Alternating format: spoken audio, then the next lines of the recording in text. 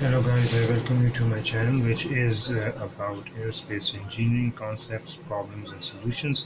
We are providing you the videos related to the design and analysis of an aircraft with respect of a rear fuselage. So in this we're going to discuss as the continuation of our previous videos the balancing out calculations, the tail plane and fin loads corresponding to the various critical points in the flight envelope will now be calculated so that subsequently values of shear force, bending moment and torque acting on the rear fuselage may be determined. The cases to be investigated are case A, point A on the flight envelope, engine is on. Case A, which prime point A on the flight envelope, engine is off. Case C, point C on the flight envelope, engine is off. And case D1, point D1 on the flight envelope, engine is off. Case D2 is point D2 on the flight envelope, engine is off. Case A, from the flight envelope, N is 6.28, V is 96.7 meter per second, and from figure the wing incidence alpha correspondence to CL max is equal to 1.38 is 18 degrees centigrade. The forces acting on the aircraft and their lines of action are shown in figure A.4, which is obviously this one. Okay, this is the fuselage been given, G and Newton watt, and also this is the distances of the fuselage with respect to P. You can also have related ideas as well.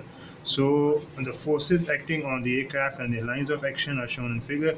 The dimensions may be seen from an actual drawing. The simplest approach are calculated since 1 horsepower is equal to 746 watt, which is 746 meter newton per second. The thrust T of the engine is given by T is equal to rho into horsepower into 746 divided by V. That is the value. The thrust would be calculated as in Newton watt 235060 Newton. So a first approximation for the wing lift L is obtained by neglecting the tailplane lift P, that is to say L is equal to N watt minus the thrust sine 18 minus 1.5 degrees, which gives this much of the value, and this is 233275 Newton. From the figure, the wing drag coefficient CDW is 1.49, so that the wing drag which is given by DW is this equation. So is the DW is 0.149 into 1.226 into 96.7 percent as square into 29.64 plus 2, which is right about 25.315 Newton. The body drag coefficient is 0.01583, so that dB is equal to 0.01583 into 1.226 into 96.7 whole square multiplied by 29.64 divided by 2, that is 2690 Newton. The angle of yaw is given by, that is to say, this one at 6.9 degrees. The total pitching moment coefficient is then Cm is equal to this, so that Cm is equal to 1 minus 1.796 is the 9 Newton meter. The additional pitching moment acceleration is from equation 1, which is this one, 2.12 radian per square meter.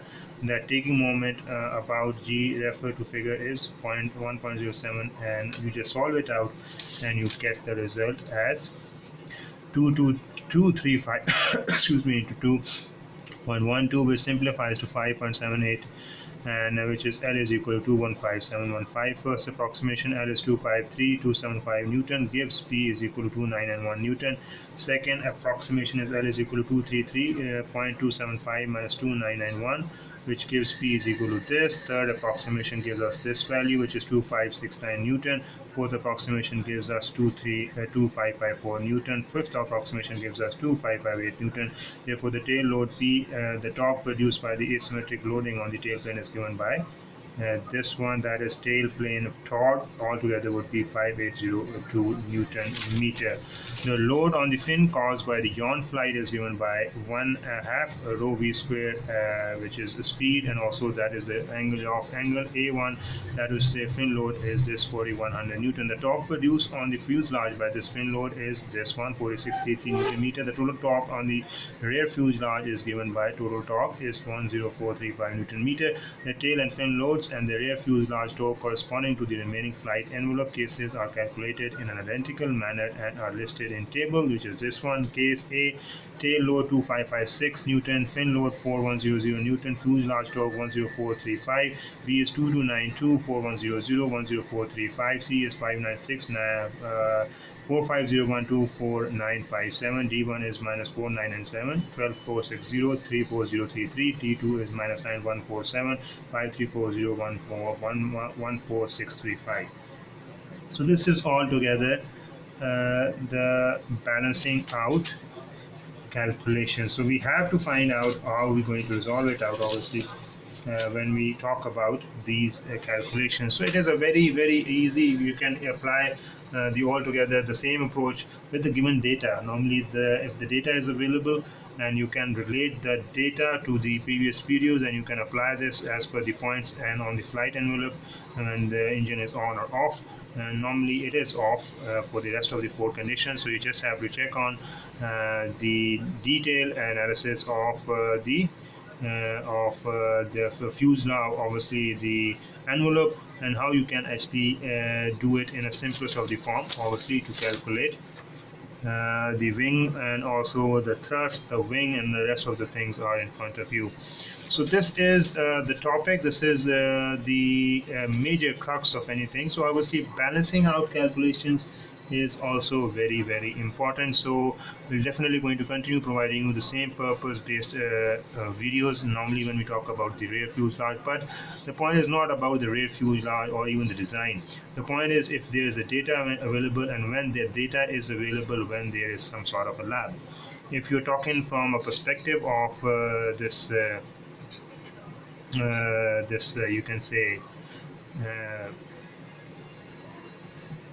theoretical read, obviously this is good, and I'm just sharing it on this purpose that you will able to actually at least get an interest in the aircraftmanship. That is the foremost actually purpose, later on to be converted into more professional one, but obviously just to provide an interest, just to develop an interest in aircraft, and also improve on a personal, and also to groom on a personal level.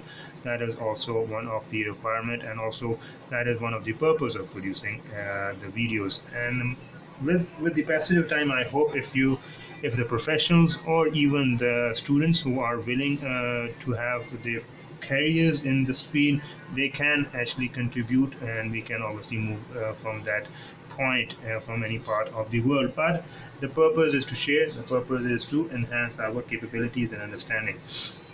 So normally, as I was saying, that if there is a lab, if there is a laboratory about on which, or even there is a field, there is a test field with an aircraft available, even with a model aircraft available, we can easily deal with these concepts and deals these different sort of the problems. So obviously, when you're just talking about on a scale of theoretical one, obviously some of the problems may not be explained as may not is not some of the problems may not be possible to be explained in detail, and in the absence of even a model aircraft, or having all the parts intact. So what is the purpose? Obviously the purpose is to provide you the theoretical standpoint, but when we have a model or even of a laboratory to test the results, we can definitely able to actually test the results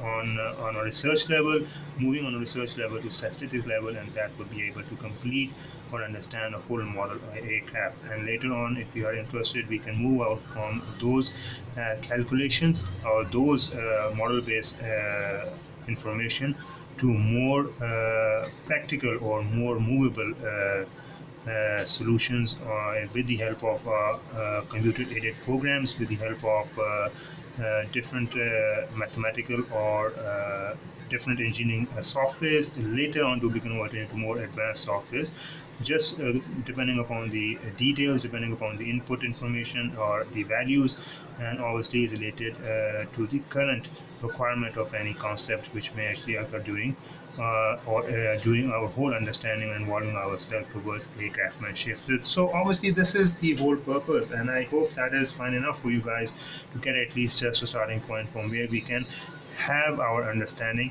and also we can actually work out for the full-fledged workable solutions, whether they are computer aided, whether they are theoretically based, or whether they are analytically presented. We have to actually check all the details, and later on then it would be correlated with the requirements or with the customer's requirement. But that is a professional deal, I believe.